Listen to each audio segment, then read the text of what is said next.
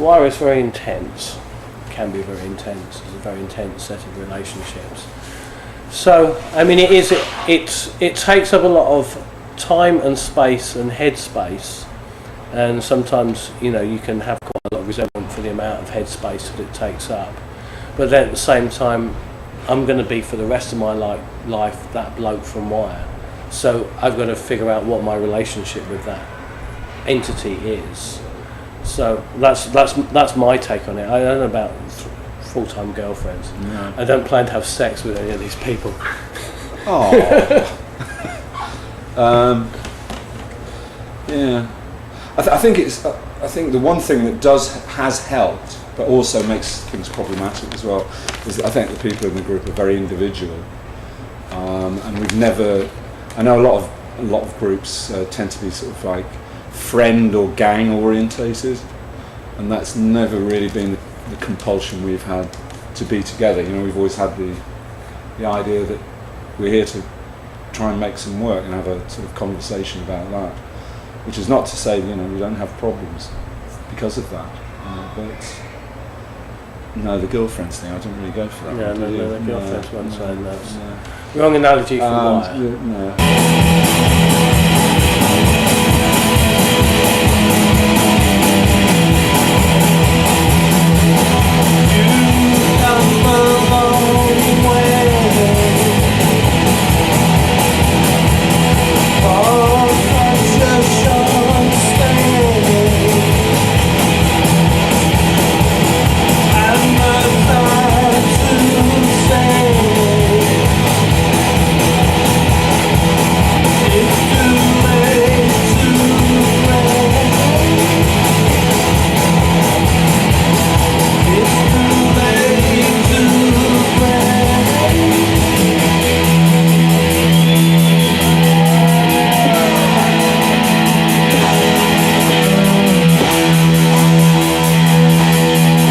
We started in like 1977.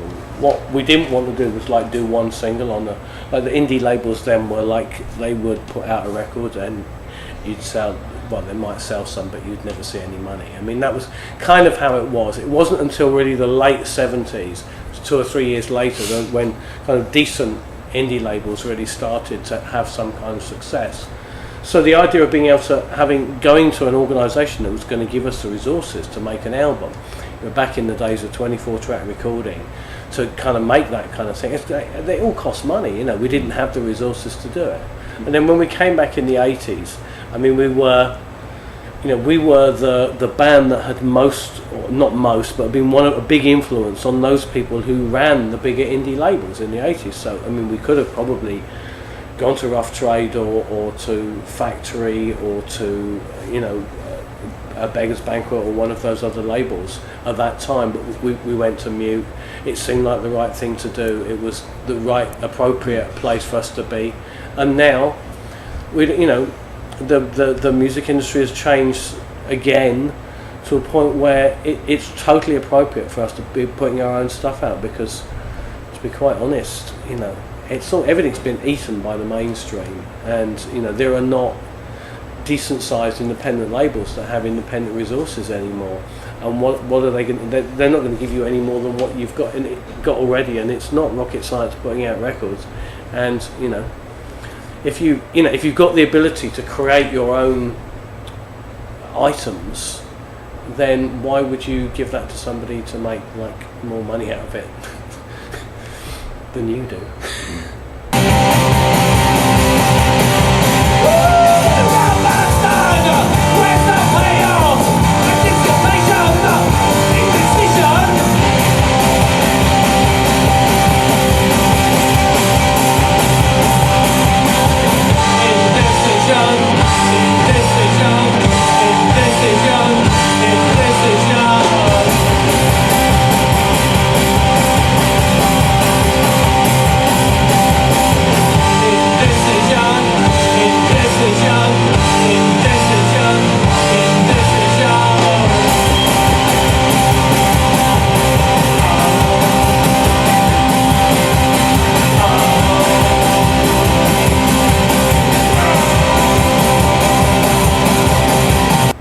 what it is rather deceptive because it's more high tech than it's ever been before. That's the thing. It's the technology exists. If this technology had existed in the 80s, then we'd have used it. The technology that was available in the 80s we struggled with like everybody else. But now this is more high tech than anything else. The fact that we can actually reproduce what we do in a different kind of way is because of the guitar technology there is as well. So I think for us it's, you know, the three of us worked with electronic music exclusively for a number of years, and what we wanted to do was to bring that obviously to the table when we came to do this, and combine that with Robert playing drums, and that's the result of the sound. It's kind of amusing really, people going, oh, it's sort of punk and back to the roots. Well, it's deeper than the roots, because actually we're going for sort of like a brutal simplicity, but it's done with a great deal of technology. I personally never used the T word in Yeah. interviews, and it's all means to an end. And if you can make something where the way it's been made is not entirely obvious, that's a good way of doing art.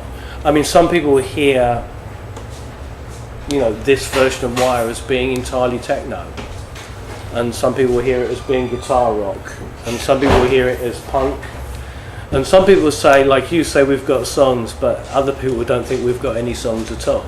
And we go, that's right. And that's quite. I don't think we do have very many songs. I think there's a couple that could kind of. I mean, there's a bit of the whole narrative song thing is a bit problematic, really, because it's fundamentally folk music.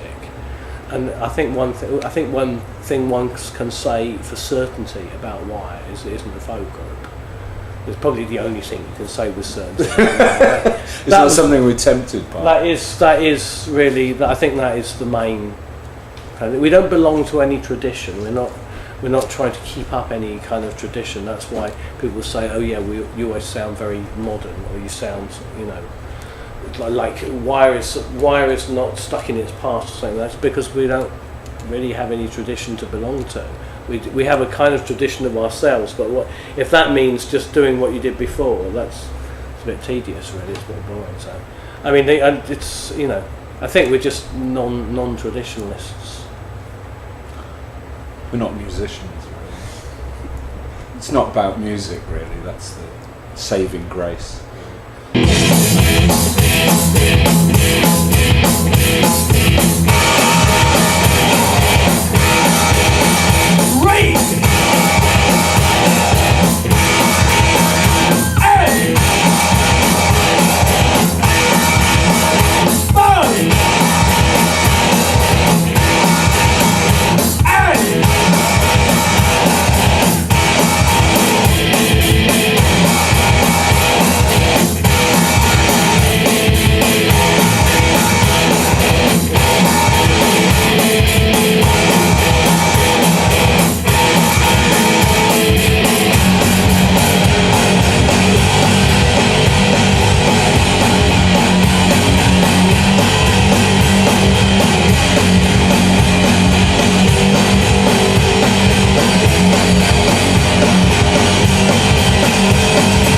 Band is a project, as Bruce would put it. I mean, it's not just those people doing it. There's a whole network of people around something, and there are circumstances that push you in certain directions, and some of those directions can be problematic because they actually aren't. The band isn't really doing what it should be doing. I think there should always be a kind of overriding thing with Wire about, well, we should be trying to find out what thing this unit should be doing, and then trying to do that thing, because that's how it probably lasts better. And it should come relatively naturally, yeah, rather than being kind of forced or. You know, I think the first time, you know, the primary reason was that we just became incredibly frustrated working with EMI. We just found that it wasn't very intelligent, and they didn't appreciate the things which we thought we could offer back to them, like an involvement with video and things like that, which they said, No, you can't you can't sell music on television.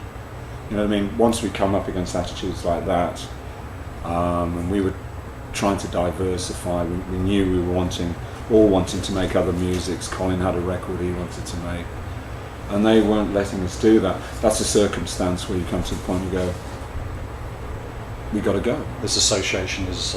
This is at an end. Not necessarily a reason for not doing Wire. I think the reason for not doing Wire is that at that point there was a kind of gap. There were labels that we could have perhaps spoken to, but we didn't come from any kind of culture that understood how to deal with what the independent labels were at that point in 1980. I remember having a very strange conversation with Tony Wilson about, and he said, well, we'd love to have you on our label, you could do fantastically, blah, blah, blah, blah. And then we said, well, how much of an advance are you going to give us? And he said, oh, indie labels don't give advances. We were like, that was all we knew. We didn't know anything about when we were at EMI, there was no relationship between the money that we got as advances and what we sold or what we did. It's an incredibly bad education, really, to kind of like any kind of reality. And then they turn around and say to you, well, you didn't sell enough records, and like the money that you had didn't seem to relate to any records that you sold anyway, so what are they talking about? That was the reason why we left EMI in the end, was because they wanted us to take an extra option, but they didn't want to give us an advance, and we didn't have any money, so we had to quit. And we wouldn't. I don't think it would have been good if we'd have tried to stick it out, to be quite honest. I mean, it wasn't what they wanted. There was too many things. Too many things to do that we wanted to do besides Wire, or lots of things we wanted Wire to do, and simply wasn't possible in that context.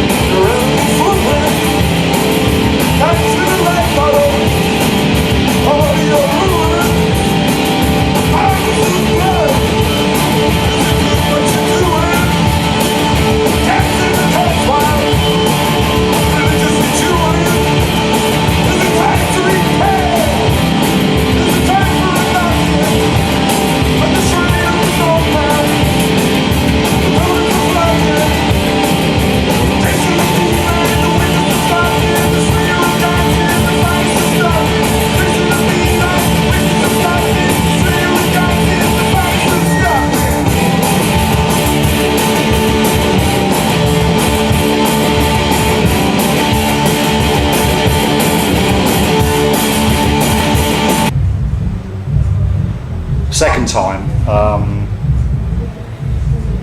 Robert left because he felt our use of technology was undermining his basic desire to hit things, and he didn't feel he had a place in the setup anymore. So he decided not to come on a tour with us, and we continued for a year. Yeah. As WIR, and it kind of sort of petered out, really. There's something about having Robert as part of the balance, which is part of the chemistry, really. That's the simple answer to that. And then the coming back was fundamentally, opportunity. We were offered an opportunity to play in the Royal Festival Hall, a big national gig in London. It's like your society honouring you and saying, well, you're an important person and you've got to do this, and so they kind of put us on a pedestal.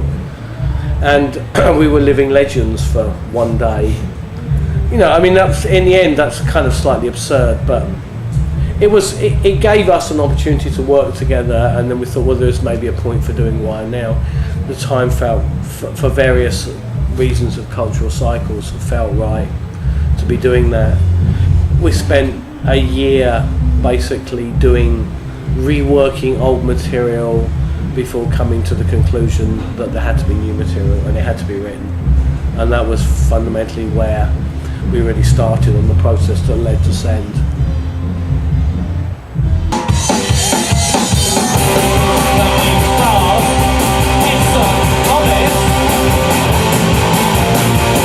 Coming this way when you're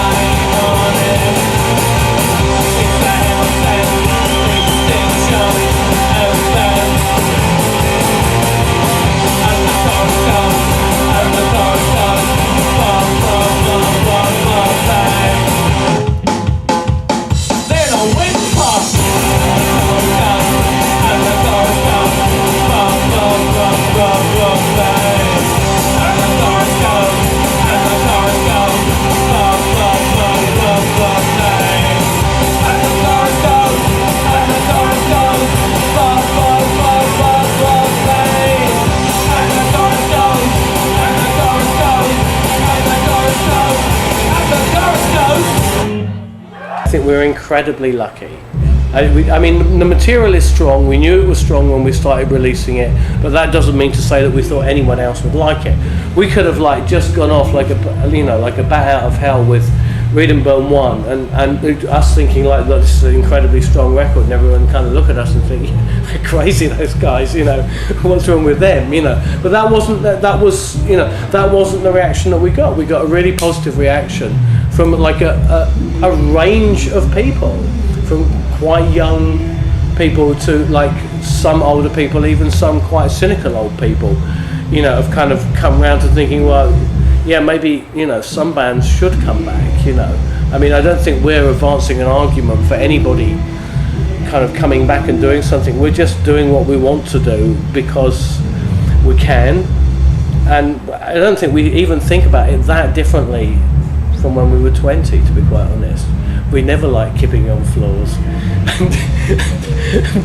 But it was always like, well, we just thought, well, can't we stay in hotels, And then at the end of the tour, there wouldn't be any money because we spent it all on hotels, but it's like, that's life,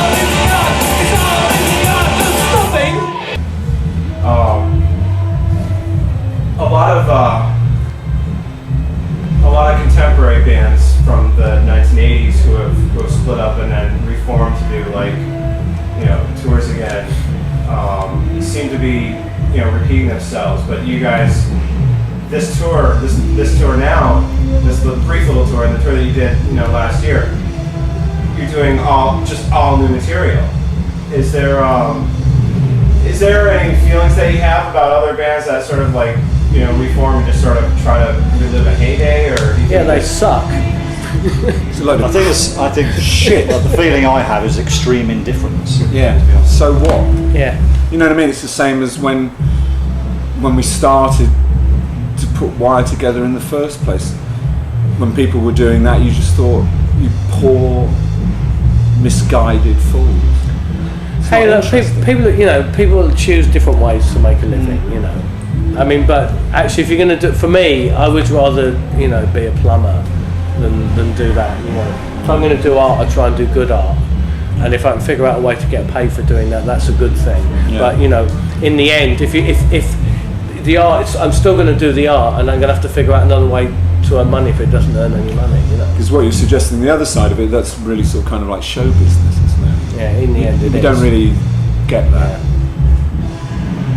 And it's just that's very deep in Wire culture. We don't really know how to entertain. We're not very good entertainers. As you were saying earlier, Susan Summers proved.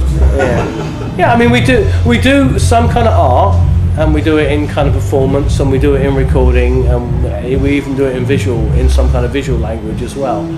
And some people do. It's quite live. It's quite a visceral experience, but it's still. I don't think it ever. We don't really cross the line into entertainment because we're not trying to do the thing that's going to kind of make people happy. If it makes people happy, that it's happy. They're happy because we're doing the thing that we're supposed to be doing, and that's what's good about it. You know, It connects. it connects. Yes.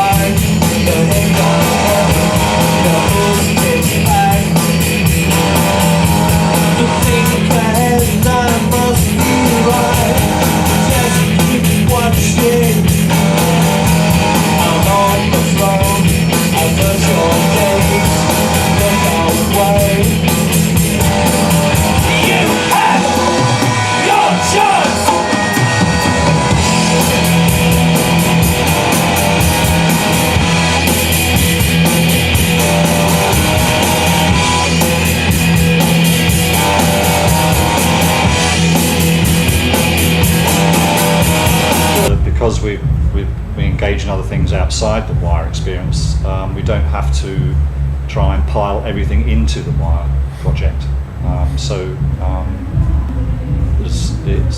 We can focus more. I think we can focus more on this project because we all have outside projects which go on at a pace that we can dictate. Yeah. And that's to come back to the thing about the do-it-yourself approach. I think that's another thing we can dictate. We can dictate the pace at which we want to work and release things when there's enough of it and it's good enough, rather than trying to keep to some artificial schedule, having release dates and stuff like that. I think in another way, because of that, it's sort of like really, I think it focuses things creatively, because you're not, when you're working with a corporation or a large record company, it's not just your enthusiasm for what you're doing which is important, and there are a lot of people who have to be lined up and enthused, and that takes a lot Professionally of energy. enthusiastic. Yes. Well, I mean, it's not that there isn't with a Pink Flag release, but we also have the possibility to release things on more than one level, which is, as artists, you see, I mean, as someone who's run a record company for like nearly 10 years, I know exactly how artists feel when they have that hot new album. They want it out now, and you say to them, well, you can't release it now because if we put it out now, you're not going to sell any copies. You're going to have to wait, and we'll have to do the press on it. We'll have to do this and this and this. But as an artist, I know exactly how they feel, because as an artist, I just want my record out as soon as it's done. I don't give a damn about that stuff. We're lucky enough to have a mail order situation where we can just literally bung stuff out when it's ready and when we feel like it, and that's not time based. We don't have to care about some kind of time frame, and that means we can step back on doing when we do album releases and say, yeah, that would be a good time to put an album out. And then the people that do need to be lined up, it's not just a bunch of people in corporations, it's distributors and other people that work on the record, and they're kind of already there because they've been following the process through anyway. We have big scraps with distributors about them wanting to put out, Read and Burn 2 was like, it was a big, but now we've made the point, then by the time we get to Read and Burn 3, there's not going to be a fight, because everyone will see, that works really well when they do albums, actually, so that stuff is stoking the fire, so I think we've created a situation which is very positive for the band to be creative in.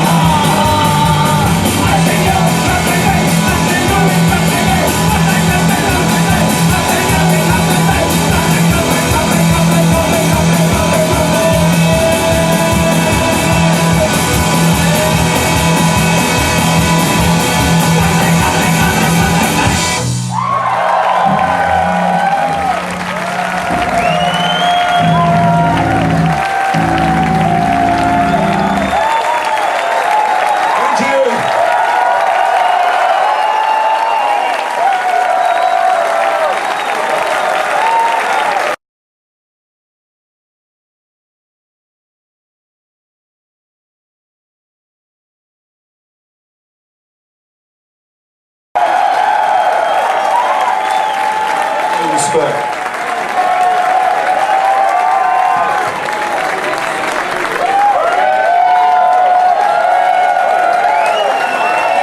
Thank you for your enthusiasm, Neil.